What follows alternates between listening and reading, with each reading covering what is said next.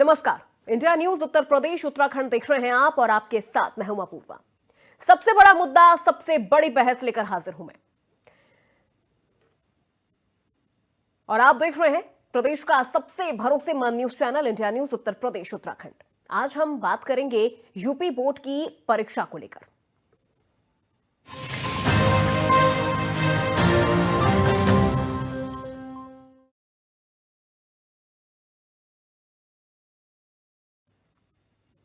UP board की परीक्षाएं 24 फरवरी से शुरू हो रही हैं। योगी सरकार ने परीक्षाओं को पारदर्शी, सुरक्षित और नकल विहीन बनाने के लिए तमाम तैयारियां पूरी कर ली हैं। सभी परीक्षा केंद्रों पर सुरक्षा व्यवस्था के कड़े इंतजाम किए गए हैं। इसके अलावा परीक्षा के दौरान परीक्षार्थियों के मानसिक और शारीरिक स्वास्थ्य का भी विशेष ध्यान रखा गया है। सभी परीक्षार्थियों को प्राथमिक उपचार की सुविधा के साथ मनोचिकित्सकों के जरिए विशेष परामर्श भी दिया जाएगा, जिससे छात्र परीक्षा के तनाव से मुक्त होकर सर्वश्रेष्ठ प्रदर्शन कर सके। मुख्यमंत्री योगी आदित्यनाथ के निर्देश पर परीक्षा केंद्रों पर छात्रों को आपातकालीन स्थिति में प्राथमिक उपचार की सुविधा मिलेगी। इसके तहत प्रत्येक परीक्षा केंद्र पर स्वास्थ्य किट और प्राथमिक चिकित्सा उपकरण की व्यवस्था की गई है। इसके लिए मेडिकल स्टाफ और प्राथमिक चिकित्सा विशेषज्ञों की टीम को विशेष प्रशिक्षण दिया गया है, ताकि वो किसी भी आपातकालीन स्थिति में तुरंत सहायता दे सके। और ये 6 तस्वीरें आपको दिखा रहे हैं कि किस तरह से यूपी में बोर्ड परीक्षाओं को लेकर तमाम जिलों में किस तरह की तैयारियां की गई हैं। तो आपको बता दें कि इस बार परीक्षा में सुरक्षा और अनुशासन, इन दोनों चीजों पर विशेष ध्यान दिया गया है। इस साल 54 लाख से ज्यादा छात्र यूपी बोर्ड परीक्षा में शामिल हो रहे हैं और परीक्षा के दौरान पूरी निगरानी की व्यवस्था की गई है। परीक्षा केंद्रों में 10,000 से ज्यादा अधिक हाई रेजोल्यूशन वाले सीसीटीवी कैमरे लगाए गए हैं। इसके अलावा पेपर लीक को रोकने के लिए परीक्षा केंद्रों के बाहर, स्ट्रॉन्ग रूम के बाहर जूम कैमरे भी लगाए गए हैं। निरीक्षकों को QR कोड युक्त पहचान पत्र भी दिए जाएंगे, जो केवल परीक्षा केंद्र के 200 मीटर के दायरे में काम करेंगे। आपको बता दें कि इस साल यूपी बोर्ड परीक्षा में नकल करने वाले छात्रों के खिलाफ भी सख्त कदम उठाए जाएंगे। बोर्ड सचिव ने कहा कि नकल करते हुए पकड़े गए छात्रों के रिजल्ट भी रुक जाएंगे। हालांकि उनके खिलाफ कोई आपराधिक मामला दर्ज नहीं किया जाएगा। सामूहिक नकल के मामलों में स्कूलों को ही ब्लैकलिस्ट कर दिया जाएगा और दोषी पाए गए स्कूल प्रबंधकों पर 1 करोड़ रुपए तक का जुर्माना और आजीवन कारावास की सजा भी हो सकती है। तो बोर्ड परीक्षा से जुड़े महकमे के साथ ही अब तक हुई तमाम पढ़ाई को परीक्षा में अंजाम देने के लिए परीक्षार्थियों ने तो कमर कसी ली है, साथ ही साथ प्रबंधकों ने भी अपनी कमर कस ली है। तस्वीरें आपको दिखा रहे हैं अमरोहा, गाजियाबाद, लखनऊ, रायबरेली, रामपुर और शाहजहांपुर की तस्वीर आपको दिखा रहे हैं, जहां पे परीक्षाओं को सफल बनाने के लिए तमाम तैयारियां कर ली गई हैं। स्ट्रॉन्ग रूम के बाहर जूम कैमरे लगाए गए हैं, हाई रेजोल्यूशन वाले कैमरे लगाए गए हैं। नकल करते हुए पकड़े गए विद्यार्थियों के जो रिजल्ट है वो रोक दिए जाएंगे।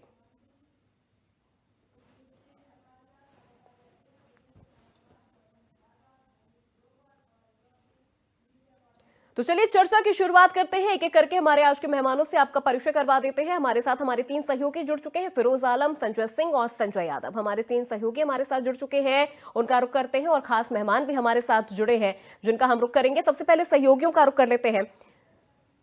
संजय, जिस तरह से देखा जा रहा है कि परीक्षाओं को लेके जो तमाम तैयारियां हैं वो बहुत ही चाक चौबंद कर ली गई हैं, तस्वीरें क्या देख रहे हैं आप? इस वक्त ग्राउंड पे मौजूद हैं, क्या तस्वीरें बता रही हैं? नकल को रोकने के लिए क्या खास व्यवस्था है?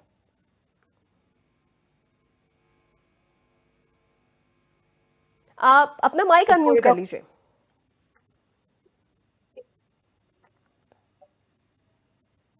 आवाज आ रही है अपूर्वा जी। हेलो जी बिल्कुल आवाज आ रही है। आप बताइए क्या तैयारियां इस वक्त की गई हैं? जी अपूर्वा जी, बता दें कि शासन की हमेशा से मंशा रही है कि नकल विहीन और निर्विघ्न परीक्षा कराई जाए। ऐसे में उत्तर प्रदेश के जो chief minister CM Yogi Adityanath ji हैं, वो भी लगातार इस पर कमर कसे हुए हैं। साथ ही साथ आपको बता दें कि कल से माध्यमिक शिक्षा परिषद की जो परीक्षा है हाई स्कूल और इंटर की, वो शुरुआत होने जा रही है। ऐसे में देखा जाए तो जनपद अमेठी की बात करें तो अमेठी में टोटल 80 सेंटर बनाए गए हैं और 48,333 परीक्षार्थी इस बार हाई स्कूल और इंटरमीडिएट की परीक्षा में बैठेंगे। और ऐसे में देखा जाए तो जो पूरा जो महकमा है, चाहे वो पुलिस महकमा हो, स्वास्थ्य महकमा हो, जिला अधिकारी के नेतृत्व में पूरी टीमें गठित की गई हैं और लगातार जो 4 सचल दस्ते हैं वो लगातार परीक्षा केंद्रों की निगरानी करेंगे। और कहीं ना कहीं देखा जाए तो जिला अधिकारी महोदय जो है वो भी लगातार जो है परीक्षा केंद्रों का निरीक्षण कर रहे हैं। ऐसे में पुलिस अधीक्षक भी कर रही है। तो देखा जाए तो जो छात्र हैं वो कहीं ना कहीं इस बार जो है वो बिल्कुल नकल विहीन और निर्विघ्न परीक्षा के लिए कल से अपने सेंटरों पर पहुंचेंगे, क्योंकि 8:45 से कल पहला पेपर शुरू हो जाएगा हाई स्कूल का और इंटर का। तो ऐसे में देखा जाए प्रारंभिक हिंदी का पेपर है और दूसरी तरफ इंटरमीडिएट के सैन्य विज्ञान का पेपर है। तो कुल मिलाकर देखा जाए तो पूरे जनपद में पूरी सुरक्षा पूरी चाक चौबंद कर दी गई है। एक एक कमरे में जो सीसीटीवी कैमरा है उसकी मॉनिटरिंग जो है मुख्यालय से की जा रही है, और मुख्यालय के जो कैमरे हैं उसकी मॉनिटरिंग जो है प्रयागराज से की जा रही है, लखनऊ से की जा रही है, अयोध्या मंडल से की जा रही है। तो ऐसे में कहीं ना कहीं पूरा जनपद जो है वो नकल विहीन और निर्विघ्न परीक्षा कराने के लिए तैयार है। जी बिल्कुल ठीक है। बाकी सहयोगियों का भी रुख करेंगे, लेकिन खास मेहमान हमारे साथ बने हुए हैं संजय मलिक, शिक्षक भी हैं, नेता भी हैं। संजय मलिक जी, इस बार देखा जाए तो योगी सरकार की तरफ से तैयारियां तो काफी ज्यादा चाक चौबंद परीक्षा केंद्रों पर नजर आ रही हैं, लेकिन अगर हम बात कर ले स्टूडेंट्स की, उनके मेंटल प्रेशर की अगर बात कर ले, तो इस बार इन मेंटल प्रेशर को टैकल करने के लिए, इन मेंटल प्रेशर को कम करने के लिए भी सरकार की तरफ से तैयारियां हैं, मनोचिकित्सकों का भी इंतजाम किया गया है।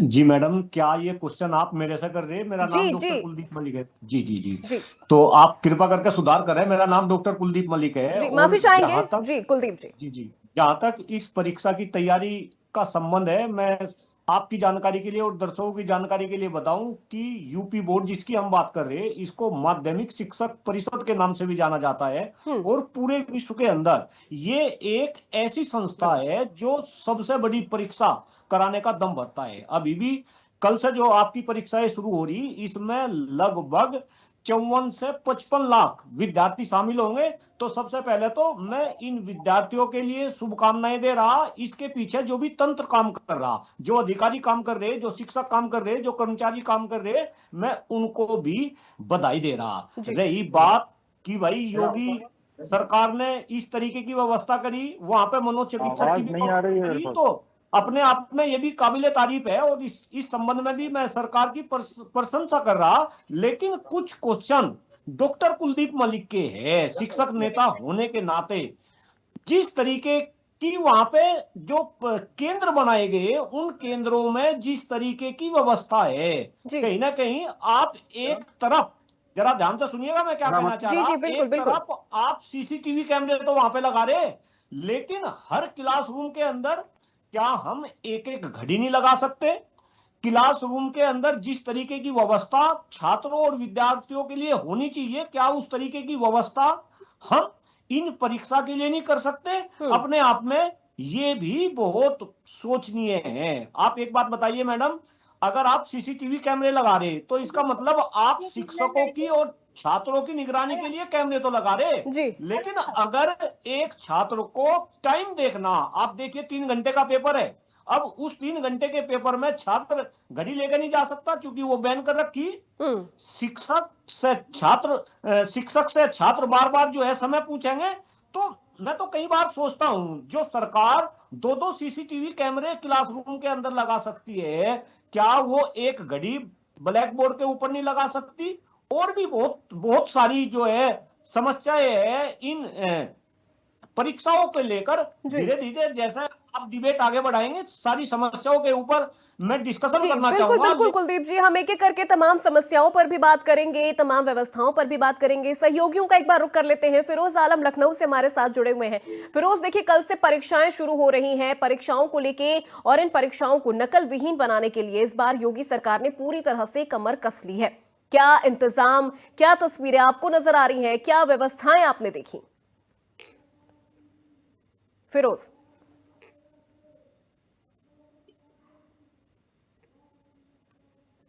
चलिए संजय सिंह का रुख कर लेते हैं। आगरा से हमारे सहयोगी बने हुए हैं। संजय, वही सवाल आपसे, परीक्षाओं को नकल विहीन बनाने के लिए इस बार प्रशासन ने अपनी कमर कस ली है। स्टूडेंट पर जो मानसिक तनाव है उसे कम करने के लिए मनोचिकित्सकों की व्यवस्था कर ली गई है।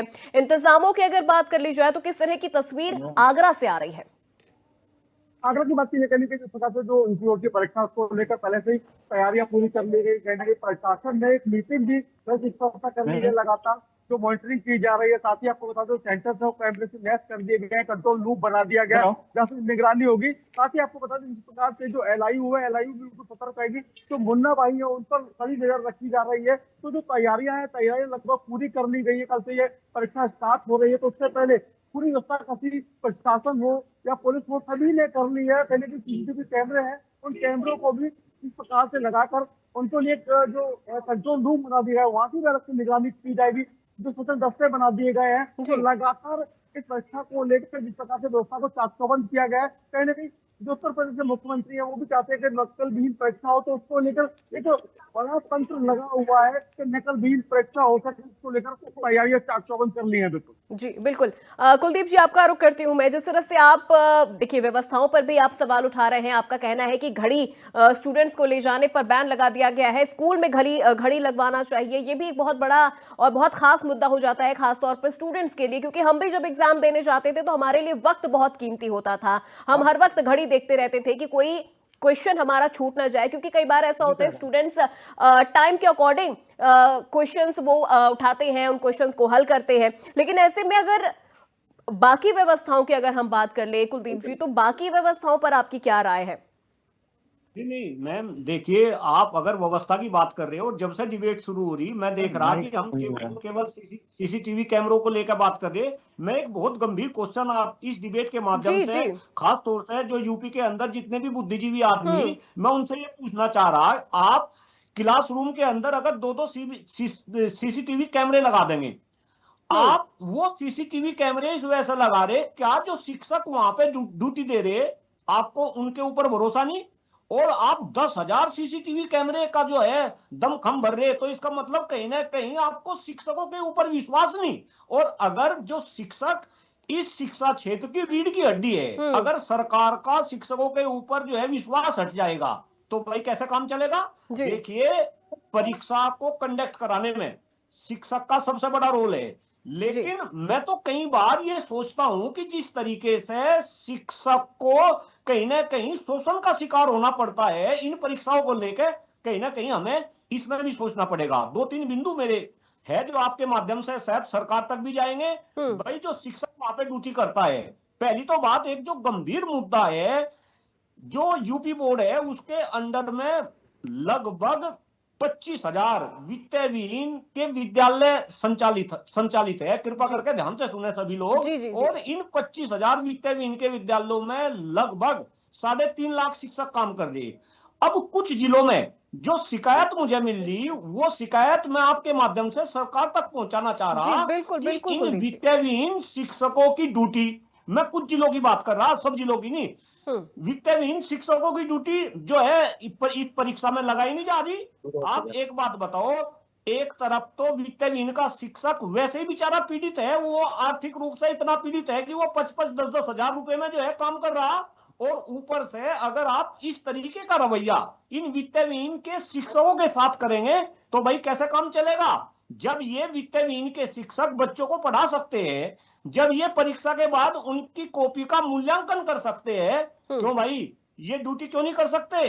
कहीं ना कहीं इस तरीके का भेदभाव, मैं फिर कह रहा, ऐसा हर एक जिले में नहीं, लेकिन मेरा जो क्षेत्र है बागपत, मैं बागपत जिले की बात कर रहा, बागपत जिले में मुझे इस तरीके की सूचना मिल रही, तो आपके चैनल के माध्यम से मैं सरकार से निवेदन कर रहा, और खास तौर से जो अधिकारी है, DIO साहब है इन जिलों के, कृपा करके आप शिक्षकों के साथ ऐसा भेदपूर्ण रवैया न अपनाएं।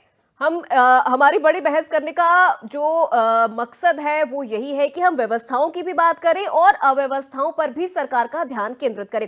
फिरोज आलम हमारे साथ बने हुए हैं लखनऊ से, हमारे सहयोगी। फिरोज, देखिए इस बार परीक्षा केंद्रों पर तमाम व्यवस्थाएं की गई हैं, और अगर देखा जाए तो इस बार स्टूडेंट्स के मानसिक तनाव को कम करने के लिए भी खास व्यवस्थाएं की गई हैं। लखनऊ से क्या तस्वीरें हैं? लखनऊ में क्या कुछ तैयारियां परीक्षाओं को नकल विहीन बनाने के लिए की जा रही हैं? देखिए, बिल्कुल यूपी बोर्ड की परीक्षाएं जो है कल से शुरू हो रही हैं, और योगी सरकार ने परीक्षार्थियों को पारदर्शी और सुरक्षित नकलविहीन बनाने की तैयारी जो है वो कहीं ना कहीं पूरी कर दी गई। इस बार परीक्षा केंद्रों पर न सिर्फ सुरक्षा व्यवस्था कड़ी की गई है, बल्कि परीक्षार्थियों के मानसिक और शारीरिक स्वास्थ्य का भी विशेष तौर पर ध्यान रखा गया है। मुख्यमंत्री योगी आदित्यनाथ के निर्देश पर परीक्षा केंद्रों पर छात्रों को आपातकालीन स्थिति में प्राथमिक उपचार की सुविधा प्रदान की गई है।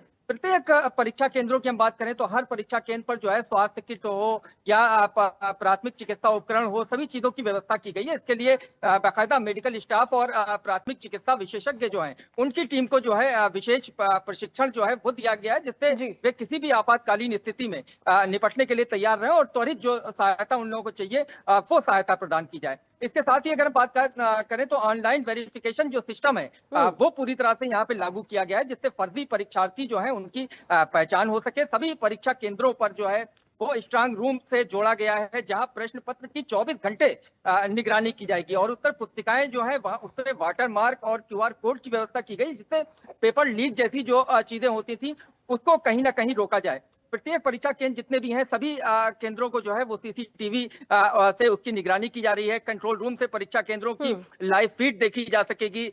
इसके बाद स्टैटिक मजिस्ट्रेट और सेक्टर मजिस्ट्रेट की नियुक्ति की गई है।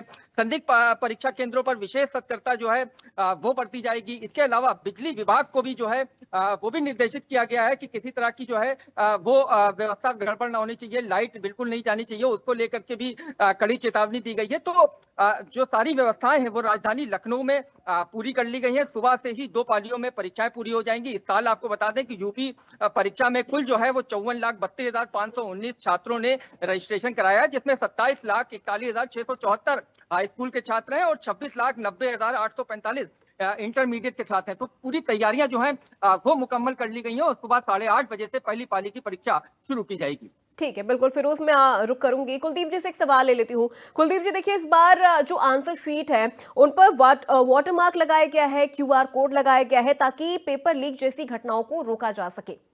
इस पे क्या आपकी राय है?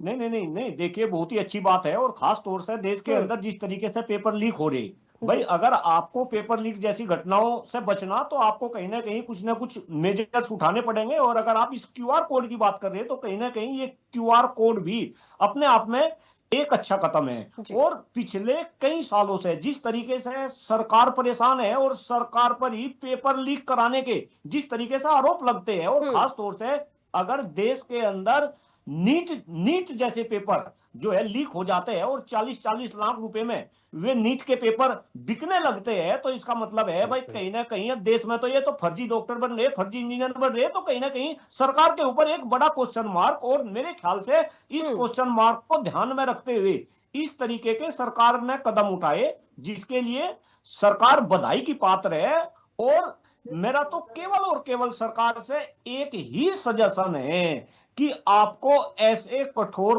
कदम उठाने पड़ेंगे ताकि पेपर लीक की जो घटनाएं हैं इन घटनाओं से बचा जा सके और सरकार के ऊपर जो जनता है, जो विद्यार्थी है, उनका विश्वास भी बढ़े और सरकार अपना काम अच्छे से करे। बिल्कुल, परीक्षार्थियों का जो विश्वास है वो सरकार के प्रति बढ़े, ये एक बहुत बड़ी पहल होगी सरकार के लिए। और जिस तरह से हमारे सहयोगी भी लगातार बने हुए हैं, अपडेट हम तक पहुंचा रहे हैं। संजय यादव जी, आपका रुख करूंगी। अमेठी में क्या व्यवस्थाएं की गई हैं? क्योंकि देखिए, अगर हम देखा जाए तो योगी सरकार की तरफ से तो कई जो चीजें हैं, कई गाइडलाइंस हैं, वो अभ्यर्थियों के लिए भी बनाई गई है। गाइडलाइंस की बात कर ले तो किस तरह की जो चीजें हैं, जो नियम है, वो अभ्यर्थियों को फॉलो करने के लिए कहा गया है? जी अपूर्वा, बता दें कि अमेठी की अगर बात करें तो अमेठी जनपद में भी 80 सेंटर पर परीक्षा संचालित की जाएगी और 48,333 छात्र हैं। इसको लेकर लगातार जो स्वास्थ्य विभाग है वो भी पूरी तरीके से अलर्ट पर है। जो शिक्षा विभाग के जो अध्यापक है वो भी पूरी तरीके से अलर्ट है। यूं कहा जाए डीआरएस के नेतृत्व में जो है वो सचल दल भी लगाया गया है। और आपको हम डाटा के साथ जानकारी दे दें तो टोटल 80 परीक्षा केंद्रों पर जो है वो 13 सेक्टर मजिस्ट्रेट लगाए गए हैं, स्टैटिक मजिस्ट्रेट 80 लगाए गए हैं, केंद्र व्यवस्थापक 80 लगाए गए हैं और 4 सचल दल के साथ जो है ये लगातार मॉनिटरिंग की जा रही है। सीसीटीवी के जरिए भी मॉनिटरिंग की जा रही है। और कहीं ना कहीं 8:30 बजे जो है पहला पेपर जो कल सुबह का है वो चालू कर दिया जाएगा। 11:45 तक जो है वो पेपर का समय है। तो ऐसे में देखा जाए तो पूरी तैयारियां यहाँ भी कर ली गई हैं। कल सुबह जो हाई स्कूल और इंटरमीडिएट के छात्र हैं वो परीक्षा केंद्रों पर पहुंचेंगे और परीक्षा केंद्रों पर पहुंचकर वो परीक्षा देंगे। ऐसे में देखा जाए तो पूरी तैयारी, शासन की जो मंशा है निर्विघ्न और नकल विहीन परीक्षा की, तो यहाँ का जो जिला प्रशासन है वो भी पूरी तरीके से कमर कसा है। हर तरीके से तैयारी जनपद अमेठी में पूर्ण कर ली गई है और कल सुबह से परीक्षा स्टार्ट कर दी जाएगी। हालांकि नकल विहीन परीक्षा के लिए जो है वो शासन भी लगातार प्रयास कर रहा है। प्रशासन भी प्रयास कर रहा है, लेकिन दूसरी तरफ का अगर हम बात करें तो ऐसी कहीं भी स्थिति होती है तो एडवांस जो है एक्स्ट्रा जो पेपर है वो भी जो है उसकी भी व्यवस्था आपकी बार शासन की तरफ से की गई है। बार स्कैनिंग जैसी व्यवस्था आपकी बार शासन से की गई है। तो यूं कहा जाए कि पूरी तैयारियां जनपद अमेठी में भी इस बार की माध्यमिक शिक्षा बोर्ड की जो परीक्षा है उसके लिए की गई है। जी बिल्कुल संजय, मैं लौटूंगी आपके पास। कुलदीप जी, एक चीज यहाँ पर मैं आपसे समझना चाहूंगी, देखिए पेपर लीक को रोकने के लिए सरकार की तरफ से कई व्यवस्थाएं की गई हैं। इसके पहले भी जितने पेपर लीक हुए हैं उनको लेकर भी एसटीएफ का गठन कर लिया जाए या फिर तमाम कमेटियों का गठन की बात कर ली जाए। तो ऐसी कई चीजें सरकार की तरफ से नकल को रोकने के लिए, सॉल्वर गैंग को पकड़ने के लिए की गई है। अगर हम बात इन परीक्षाओं की करें, यूपी बोर्ड की परीक्षाओं की करें, इंटरमीडिएट परीक्षाओं की बात करें, तो कितना ज्यादा जरूरी यहां हो जाता है ऐसी तैयारियों को धरातल पर लाना?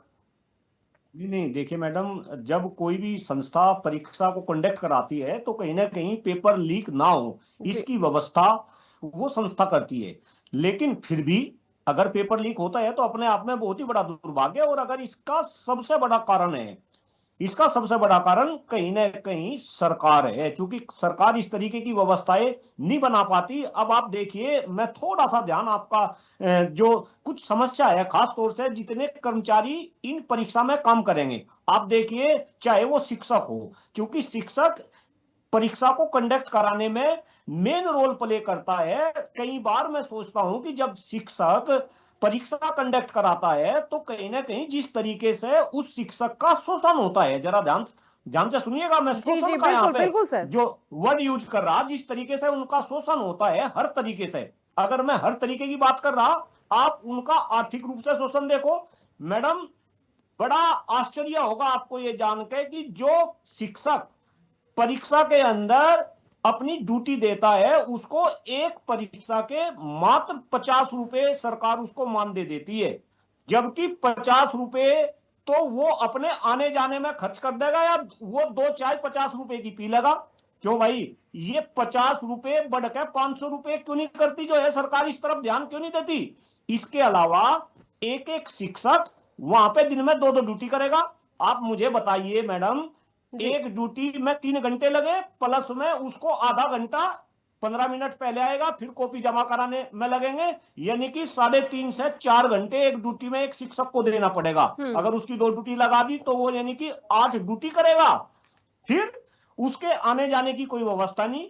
आप कई बार जब परीक्षा केंद्र को चूज करते हो तो आप ये नहीं देखते कि उस परीक्षा केंद्र में किस तरीके की सुविधा है, क्या वहां जाने के लिए यातायात की जो है प्रॉपर व्यवस्था है, क्या वहां पे दूसरे टाइप की सुरक्षा की जो है व्यवस्था है, क्या वहां पर बच्चे किस तरीके से जो है मैनेज होंगे, क्या इस तरीके की व्यवस्था है। आपकी जानकारी के लिए बता दूं, जिन संस्थानों में ये परीक्षा आयोजित हो रही, उन संस्थानों में आज कर्मचारियों की कमी है, वहां पे पियोन की कमी है।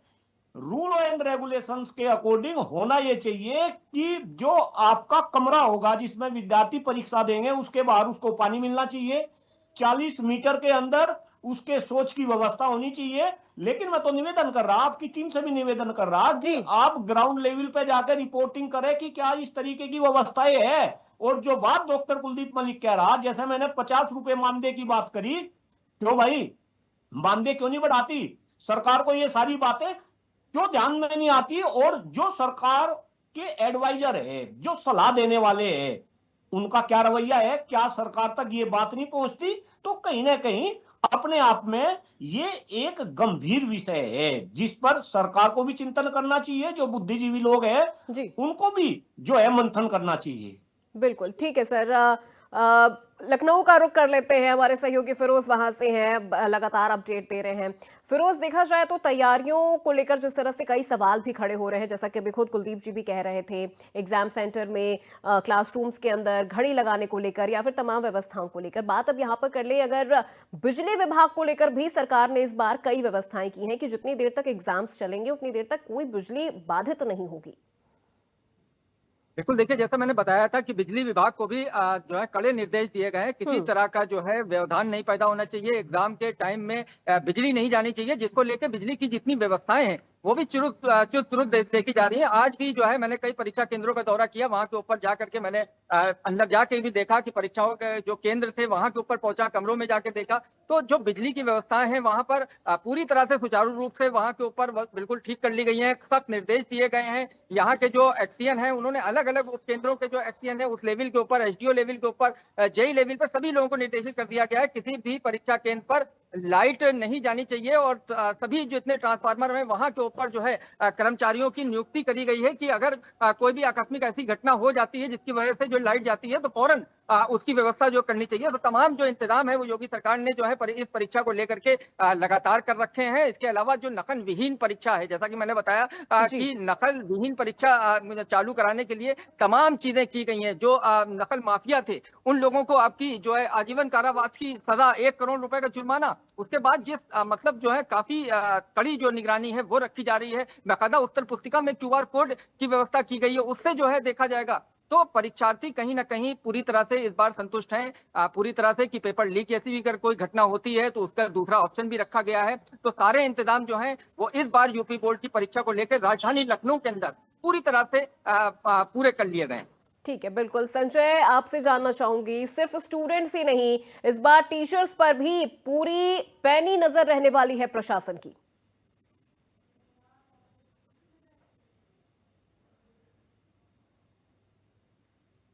संजय, आप तक मेरी आवाज पहुंच रही है? जी बिल्कुल। अगर हम बता देखिए, दें इस तो बार सिर्फ स्टूडेंट्स ही नहीं, टीचर्स पर भी पैनी नजर है और अगर कहीं पे भी नकल से जुड़ी कोई खबर सामने आती है, कोई मामला सामने आता है तो करोड़ों रुपए तक का जुर्माना भी स्कूल प्रबंधक पर लग जाएगा। हाँ जी बिल्कुल। देखो, प्रदेश में योगी सरकार चल रही है और कहीं ना कहीं हर एक परीक्षा, चाहे वो आज बोर्ड परीक्षा की हो या पीछे हुई जो और भी परीक्षाएं हैं, उस पर योगी सरकार का कड़ा हंटर चला हुआ है।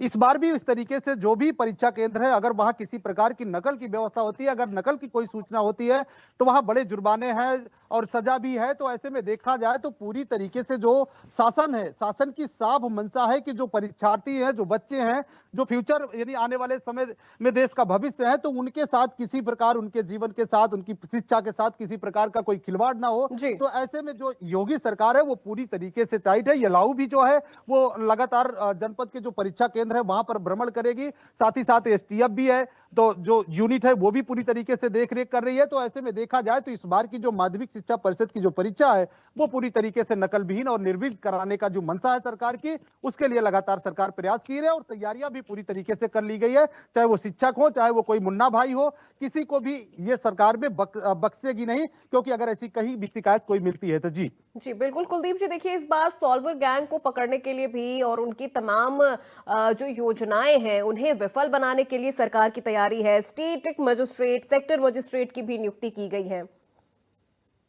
जी जी मैडम, बिल्कुल। और जिस तरीके से आपके रिपोर्टर जगह जगह से जो है रिपोर्टिंग कर रहे हैं, भाई मुझे तो ऐसा लग रहा कि अब सरकार की नजरों में जो सर्वोपरि है वो शिक्षा है। और देखिए, शिक्षा सर्वोपरि होनी चाहिए। साथ साथ जिस तरीके से अभी आपके रिपोर्टर रिपोर्टिंग कर रहे कि भाई बिजली की भी जो है व्यवस्था कर ली, मैं यहाँ पे कुछ और पॉइंट उठाना चाह रहा। बिजली की व्यवस्था अगर परीक्षा केंद्रों पे है, बहुत ही अच्छी बात है, लेकिन मेरा सरकार से ये निवेदन है और आप भी इस बात से इनकार नहीं करेंगे, जैसे लाउड स्पीकर बजते हैं, डीजे बजता है, शोरगुल होता है, कहीं ना कहीं इन पर भी प्रतिबंध लगना चाहिए। अभी आप देखो, जितने भी धार्मिक, भले वो किसी भी धर्म के लोग हो, आप देखो अभी प्रयागराज के अंदर महाकुंभ चल रहा, लेकिन महाकुंभ के चलते प्रयागराज की परीक्षा टाल दी गई। प्रयागराज में अब 9 मार्च से परीक्षाएं होंगी। तो अपने आप में ये भी एक सोचने का विषय है। हिंदुस्तान की जनता इस बात को समझे कि क्या शिक्षा सर्वोपरि है या धर्म भी चलाया जा सकता है और शिक्षा भी चलाई जा सकती है। तो कहीं ना कहीं अपने आप में कई सारे विचारणीय मुद्दे हैं जिन पर सरकार को भी पैनी नजर रखनी चाहिए और जिन पर जो है बुद्धिजीवियों को भी पैनी नजर रखनी चाहिए। जिस तरीके से व्यवस्था की गई है, मैं शिक्षक नेता होने के नाते सरकार को बधाई देता हूं। और खास तौर से मैं फिर कह रहा, एक ऐसा बोर्ड जो सबसे बड़ी परीक्षा पूरे विश्व के अंदर ऑर्गेनाइज कर रहा हो, उस बोर्ड के अंदर जो भी अधिकारी है, जो कर्मचारी है, जो शिक्षक है, जो इस परीक्षा के आयोजन में अपनी महत्वपूर्ण भूमिका निभाने वाले, उन सबको मैं बधाई देता हूं, अपनी शुभकामनाएं देता हूं। और ये शिक्षा परीक्षा विहीन हो, ये परीक्षा सुरक्षित हो, इस परीक्षा में कोई पेपर लीक की घटना ना घटित हो, ऐसी मैं आशा करता हूं। बिल्कुल कुलदीप जी, जैसा आपने कहा कि प्रयागराज में 9 मार्च से परीक्षा होगी और ऐसे में ये कितना सही हो जाता है? अगर ऐसे देखा जाए तो प्रयागराज में इस वक्त महाकुंभ का जो पर्व है वो इस वक्त वहां पर मनाया जा रहा है, महाकुंभ वहां पर है और ऐसे में बड़ी संख्या में, देखिए करोड़ों की संख्या में लोग वहां पर पहुंच रहे हैं, तो कहीं इस दौरान 24 तारीख से कल से परीक्षा करवाना थोड़ा कठिन हो जाता है, स्टूडेंट्स के लिए भी हो जाता है, इस वजह से 9 मार्च का ये जो वक्त लिया गया है इसको आप कितना सही मानते हैं? देखिए मैडम, मैं पहले ही कहा कि हमें डिसाइड करना पड़ेगा, देश के अंदर धर्म सर्वोपरि है या शिक्षा सर्वोपरि है। आप देखिए, अगर आप परीक्षा की बात कर रहे हैं, आपकी बात बिल्कुल सही है कि भाई अगर परीक्षा अभी प्रयागराज में होती तो कहीं ना कहीं बच्चों को असुविधा होती, अभिभावकों को असुविधा होती, जो परीक्षा को कराने वाले हैं उनको असुविधा होती। लेकिन साथ ही साथ डॉक्टर कुलदीप मलिक इस क्वेश्चन को भी उठाता है कि अगर प्रयागराज के अंदर सीबीएसई की भी अभी परीक्षाएं चल रही, मैडम शायद आपको ये भी जानकारी होगी, सीबीएसई की परीक्षाएं भी चल रही। अगर प्रयागराज के अंदर अगर प्रयागराज के अंदर सीबीएसई की परीक्षाएं हो सकती है तो फिर यूपी बोर्ड की परीक्षाएं क्यों नहीं हो सकती थी? और फिर मैं तो ये कह रहा कि क्या जो महाकुंभ है उसका आयोजन कुछ उस तरीके से नहीं हो सकता था कि परीक्षाएं भी होती और महाकुंभ भी चलता?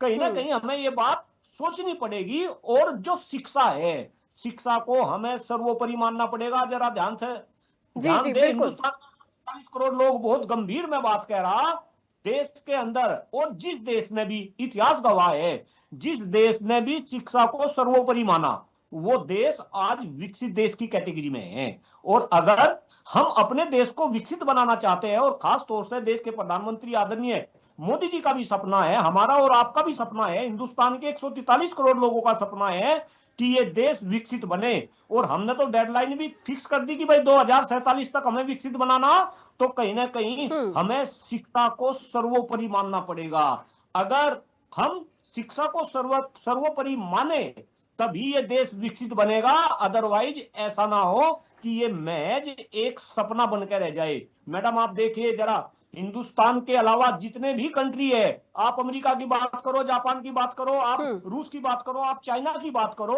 जितने भी विकसित कंट्री है उन्होंने हमेशा शिक्षा के ऊपर बल दिया।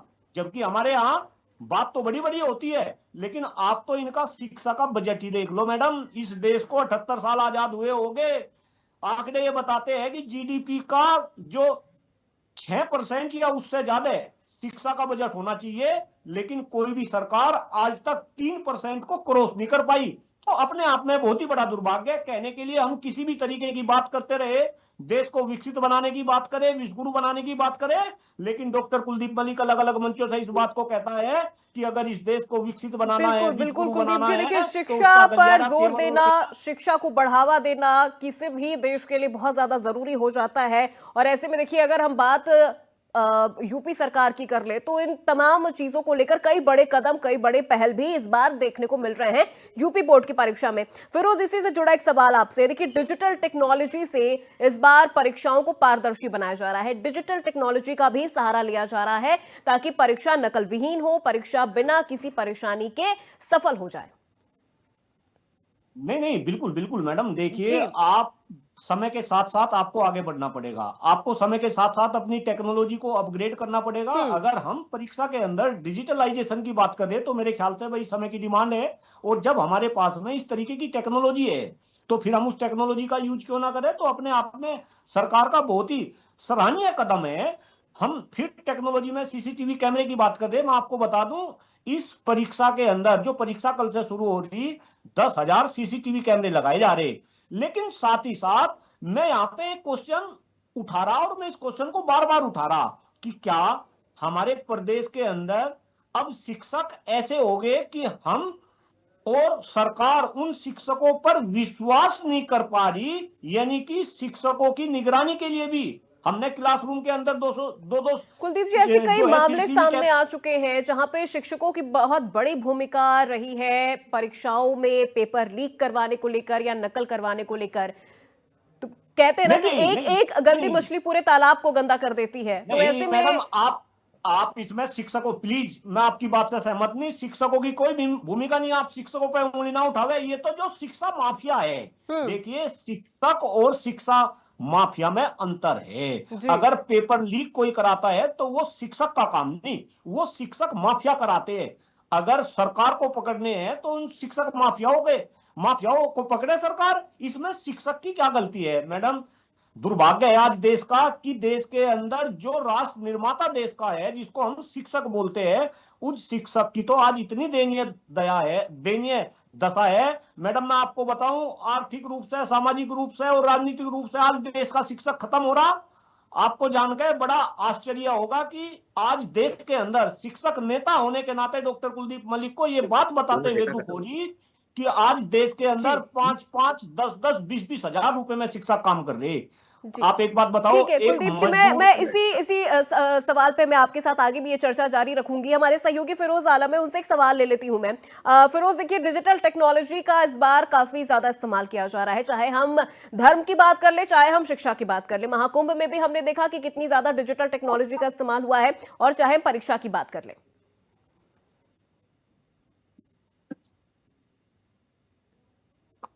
फिरोज,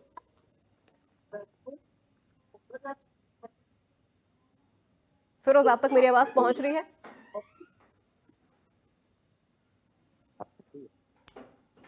चलिए, संजय जी से भी मेरा यही सवाल है। संजय अमेठी से हमारे साथ बने हैं। संजय, देखिए, डिजिटल टेक्नोलॉजी का इस बार काफी ज्यादा इस्तेमाल योगी सरकार की तरफ से किया जा रहा है, चाहे हम महाकुंभ का जिक्र कर ले या फिर हम यूपी बोर्ड की परीक्षाओं का जिक्र कर ले। जी बिल्कुल अपूर्वा, अगर बात देखा जाए डिजिटल टेक्नोलॉजी की, तो कहीं ना कहीं सरकार जो है वो पूरी तरीके से समय के साथ अपने आप को अपडेट करने में लगी हुई है। क्योंकि महाकुंभ की अगर हम बात करें तो महाकुंभ में भी पूरी तरीके से डिजिटल व्यवस्थाएं की गई थी, QR कोड जारी किए गए थे, और सेम वही प्रक्रिया जिस तरीके से महाकुंभ की प्रक्रिया थी, हर चीजों को स्कैन करने की प्रक्रिया थी, उसी तरीके से इस बार माध्यमिक शिक्षा बोर्ड की जो परीक्षा हो रही उसको भी पूरी तरीके से डिजिटल किया जा रहा है। और कहीं ना कहीं बार कोड स्कैनिंग के जरिए, चाहे वो शिक्षक की स्कैनिंग हो, क्योंकि उनको भी 200 मीटर के दायरे में ही उनका वो कार्ड काम करेगा, और दूसरी तरीके जो उत्तर पुस्तिका है उस पर भी बार कोड जारी किया गया है। तो योगी सरकार जो है वो डिजिटल की तरफ ध्यान दी है, और समय भी यही कहता है कि डिजिटल की तरफ हमेशा समय के अनुसार जब अपने आप को अपग्रेड करते हैं तभी जाकर, क्योंकि अभी डॉक्टर साहब कह रहे थे कि आने वाले समय में 2047 तक जो विकसित भारत का संकल्प है वो कहीं ना कहीं समय के साथ अपडेट करने के साथ ही पूरा हो पाएगा। तो यह बिल्कुल देखा जा रहा है, क्योंकि कई परीक्षा केंद्रों का हमने निरीक्षण किया है, कई परीक्षा केंद्रों पर हमने रियलिटी चेक किया है, और वहां व्यवस्थाएं मिली कि डिजिटल व्यवस्थाएं जो भी है, चाहे वो CCTV कैमरे की व्यवस्था हो, फिर जैसे अभी हमारे सहयोगी बता रहे थे लखनऊ से कि बिजली की भी व्यवस्था पूरी तरीके से अपडेट कर दी गई है। तो देखा यह जाए कि सारी व्यवस्थाएं इस परीक्षा को लेकर जो सरकार की मंशा है, जो शासन की मंशा है, वो पूरी तरीके से अपडेट की गई है, और समय कहता है कि डिजिटल की तरीके से इस सारी परीक्षाओं को संपन्न कराने में सरकार पूरी तरीके से भूमिका निभा रही है। जी अपूर्वा। जी बिल्कुल। कुलदीप जी, आपसे समझना चाहूंगी मैं इस बार, देखिए, जब भी एग्जाम्स आता है बच्चों के दिमाग पर एक बहुत ज्यादा प्रेशर होता है, तो इस बार सरकार ने इन चीजों को भी समझा है, और स्टूडेंट्स की मानसिक और शारीरिक जो स्वास्थ्य है उनका भी विशेष तौर पर ध्यान दिया जा रहा है। इस पहल को आप किस तरह से देखते हैं? नहीं मैडम, देखिए, अगर इस तरीके की पहल सरकार ने उठाई है तो ये अपने आप में एक सराहनीय कदम है। और जहां तक आप मानसिक हेल्थ की बात कर रहे हैं, भाई इसमें तो कोई शक नहीं कि धीरे धीरे मानसिक हेल्थ आज हिंदुस्तान के अंदर एक चिंता का विषय है। आप एक बात बताइए, जरा सोचिएगा इस बात को। अगर हम अपने से पहले की पीढ़ी की बात करें, हम अपने बाबा जी की बात करें, हम अपने पिताजी की बात करें, तो एक बात बताओ भाई, हिंदुस्तान के अंदर तो कोई मानसिक रोगी होता ही नहीं था, है भाई। आज बच्चों के अंदर डिप्रेशन हो रहा, हाइपर टेंशन हो रहा, बच्चों को गंभीर बीमारी हो रही, तो अपने आप में ये एक सोचनीय भी है कि भाई ऐसा क्यों हो रहा। देखिए, मैं एक बहुत गंभीर क्वेश्चन कर रहा, अगर सरकार को इस तरीके के कदम उठाने की जरूरत है कि भाई सरकार वहां पे बच्चों की मानसिक हेल्थ का ध्यान रख रही, क्यों भाई हिंदुस्तान जैसे देश में अगर बच्चे मानसिक रूप से परेशान हो रहे तो इसके ऊपर भी कहीं ना कहीं सरकार को सोचना पड़ेगा। आप जैसे बुद्धिजीवी लोगों को सोचना पड़ेगा, मीडिया को भी सोचना पड़ेगा। आपके चैनल के माध्यम से मैडम मैं ये बता दूं कि मैं पूरे हिंदुस्तान के अंदर घूमता हूं, और हिंदुस्तान के अंदर जब मैं घूमता हूं, खास तौर से जब मैं युवाओं के बीच में रहता हूं, तो आज हिंदुस्तान के अंदर लगभग 80% युवा अस्वस्थ है। ये डॉक्टर कुलदीप मलिक बिल्कुल गंभीरता के साथ इस बात को कह रहा।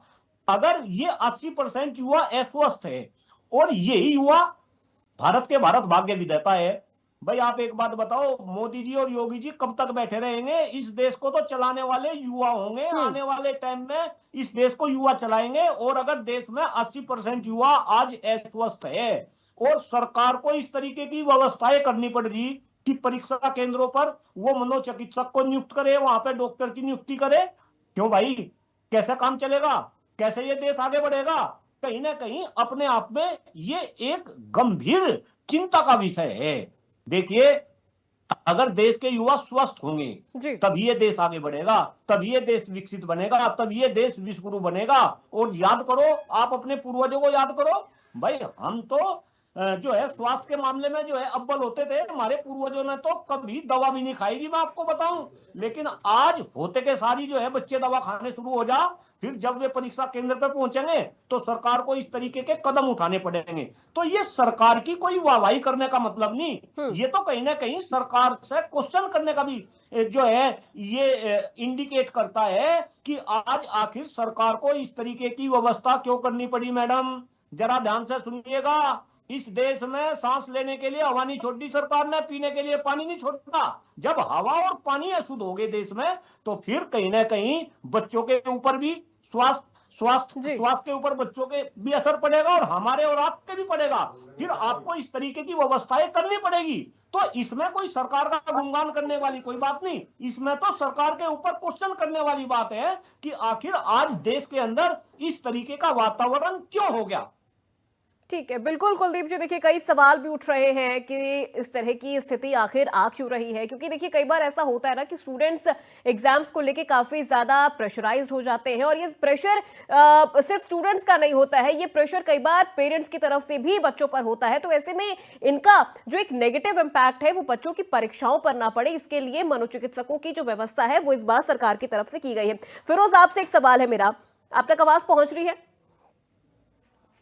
जी बिल्कुल फिरोज, देखिए इस बार मीडिया कर्मियों से भी एक स्ट्रैटेजी बनाई गई है इन परीक्षाओं को सफल करवाने के लिए, इसको लेकर क्या जानकारी है? क्योंकि इस बार जो मदद है वो मीडिया कर्मियों से भी मांगी गई है।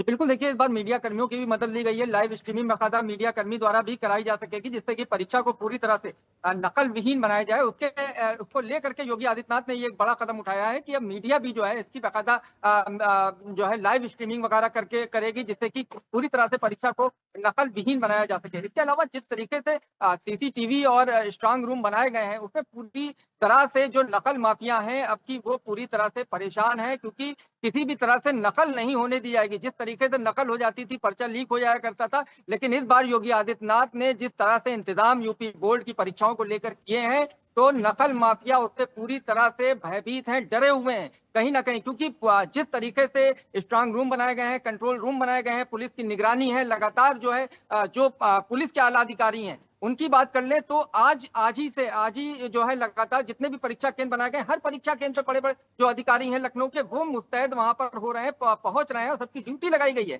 साथ ही जो है बाकायदा जो DIOS हैं वो लगातार जो है परीक्षा केंद्रों पर हफ्ता भर पहले से जो है वो लगातार जो है निगरानी बनाए हुए थे, लगातार देख रहे थे किन किन चीजों की कमी है, बच्चों किसी चीज की परेशानी ना होने चाहिए। इसके अलावा पानी की व्यवस्था हो, चाहे साफ सफाई की व्यवस्था हो, हर चीज की सुविधा। इसके अलावा जैसा कि मैंने बताया कि बीमारी से बचने के लिए बाकायदा मेडिकल की भी व्यवस्था वहां के ऊपर की गई है। तो तमाम जो तैयारियां हैं वो यहाँ के ऊपर पूरी कर ली गई हैं, साथ में मीडिया का सहयोग इसमें यहाँ पर लिया गया है। जी बिल्कुल। संजय, आपसे एक सवाल है, देखिए संदिग्ध परीक्षा केंद्रों पर इस बार सरकार का काफी ज्यादा फोकस रहा है सुरक्षा के लिहाज से, और यह भी देखा जा रहा है कि 200 मीटर के दायरे में किसी तरह की कोई आवाजाही भी बंद कर दी गई है जब तक परीक्षा चलती रहेगी।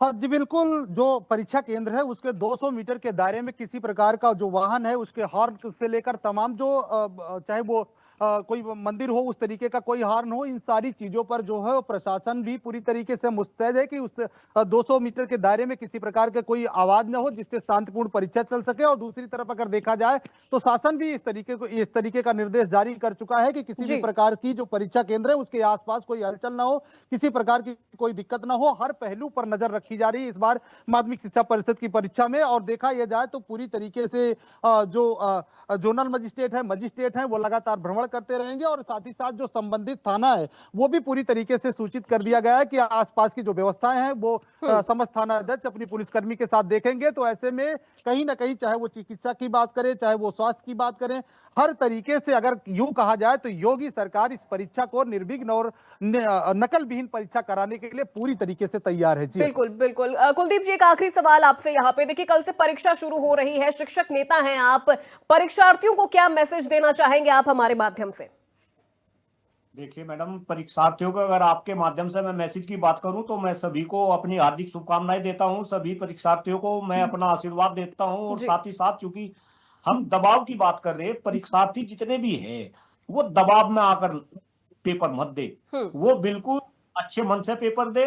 सरकार ने जिस तरीके की व्यवस्था करी, मैं सरकार को भी जो है अपनी तरफ से जो है बधाई जो है देता हूं। जितने भी अधिकारी इस परीक्षा को कंडक्ट कराने के लिए अपनी तैयारी में जुट रहे हैं, और ये चूंकि परीक्षा तो कल से कंडक्ट होगी लेकिन इसकी तैयारी तो कई महीने पहले से शुरू हो रही है, बहुत भारी भरकम तैयारी की। मैं सभी अधिकारियों को बधाई देता हूं। जो शिक्षक इसमें कल से जो है ड्यूटी करेंगे, जो कर्मचारी अपना ड्यूटी करेंगे, जो सुरक्षा कर्मी इसमें ड्यूटी करेंगे, सभी को मैं हृदय की गहराई से उनका आभार व्यक्त करता हूं, अभिनंदन देता हूं। अपनी तरफ से मैं सभी को शुभकामनाएं देता हूं। बिल्कुल ठीक है, बहुत शुक्रिया कुलदीप जी, आपका भी। फिरोज, आपका भी बहुत शुक्रिया। संजय, आपका भी बहुत शुक्रिया इस चर्चा में शामिल होने के लिए। तो देखिए, कल से परीक्षाएं शुरू हो रही हैं और तैयारियां सिर्फ इस बार स्टूडेंट्स की ही नहीं है, तैयारियां इस बार प्रशासन की भी है। परीक्षा सिर्फ स्टूडेंट की नहीं है, परीक्षा इस बार सरकार की भी है। और ऐसे में जिस तरह की तैयारियां सरकार की तरफ से की गई हैं, ये मानना पड़ेगा काबिले तारीफ तमाम तैयारियां हैं। डिजिटल जिस तरह से इस्तेमाल किया जा रहा है, डिजिटलाइजेशन को लेकर जिस तरह से इस्तेमाल किया जा रहा है, वो भी अपने आप में एक बहुत बड़ी पहल है। और इस बार की परीक्षा स्टूडेंट्स के लिए किसी तरह का कोई हेडेक ना बन जाए, इसके लिए भी मनोचिकित्सकों की जो व्यवस्था है वो इस बार तमाम परीक्षा केंद्रों पर है। तो ये पहल भी सरकार की तरफ से काफी ज्यादा सराहनीय है। तो फिलहाल आज बड़ी बहस में मेरे साथ बस इतना ही। प्रदेश की तमाम खबरों के लिए आप देखते रहिए इंडिया न्यूज उत्तर प्रदेश उत्तराखंड।